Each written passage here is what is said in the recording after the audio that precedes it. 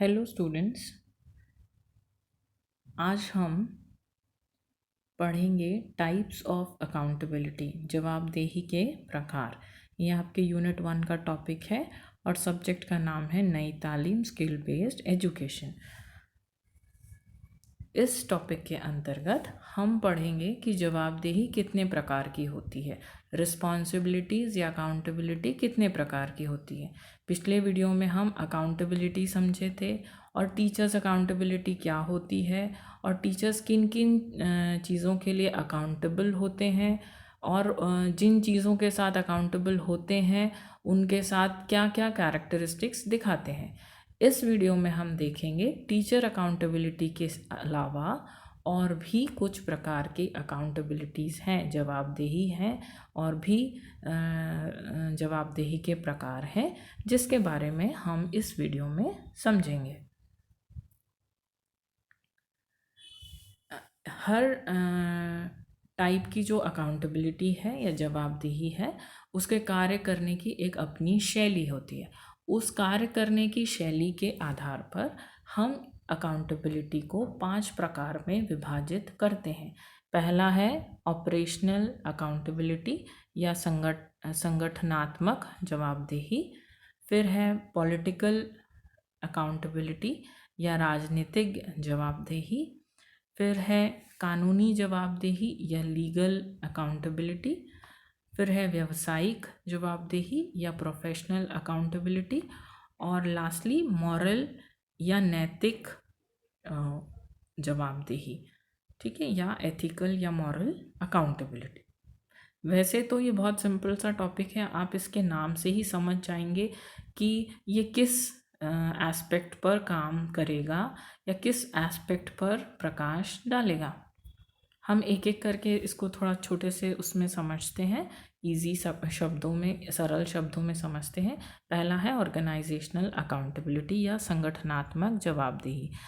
जब भी अधीनस्थों के संबंधों के माध्यम से यह कार्य करती है और उनके अधिकार और जिम्मेदारी को परिभाषित करती है।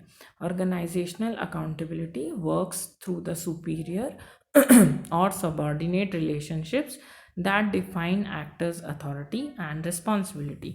मतलब एक व्यक्ति के उसके सबऑर्डिनेट या उसके सुपीरियर्स के साथ कैसा रिलेशन है, वह उनके साथ मिल के कैसे काम करता है, अपनी जिम्मेदारियों का पालन कैसे करता है, अपने व्यक्तित्व को उन पर कैसे दर्शाता है, ये सब को हम कहते हैं ऑर्गेनाइजेशनल अकाउंटेबिलिटी या संगठनात्मक जवाबदेही।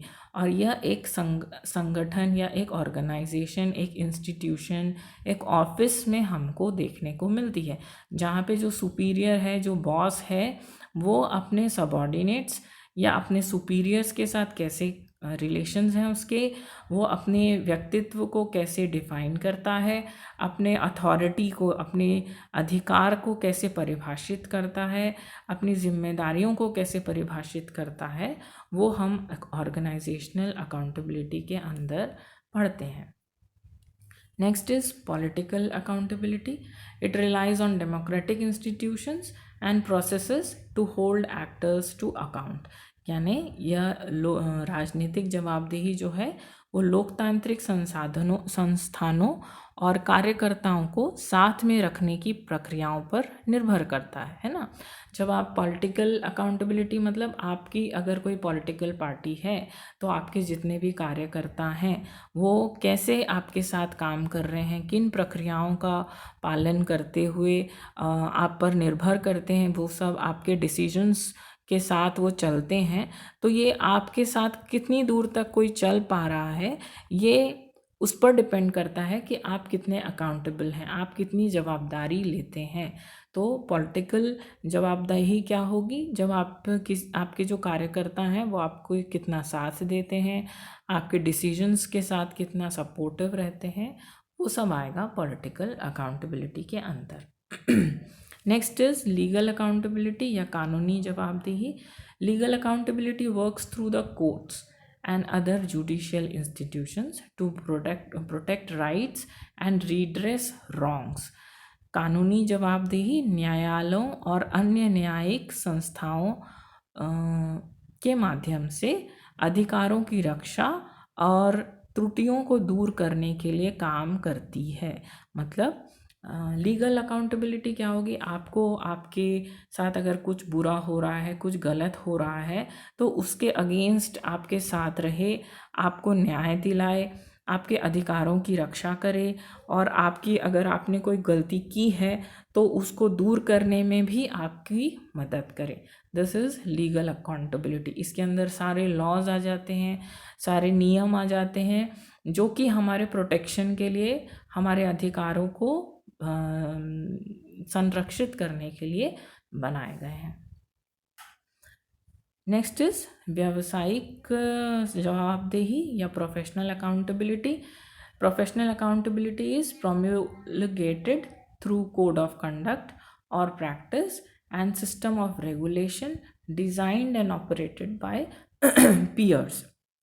व्यावसायिक जवाबदेही को आचार संहिता या अभ्यास और सहकर्मियों द्वारा डिज़ाइन और संचालित विनियम की प्रणालियों के माध्यम से प्रख्यापित किया जाता है।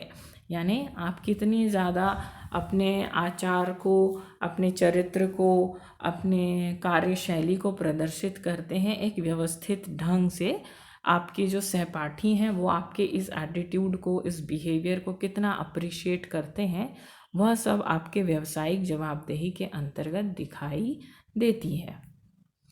नेक्स्ट या लास्टली हम कह सकते हैं एथिकल अकाउंटेबिलिटी, यानी कि मॉरल अकाउंटेबिलिटी या एथिकल अकाउंटेबिलिटी।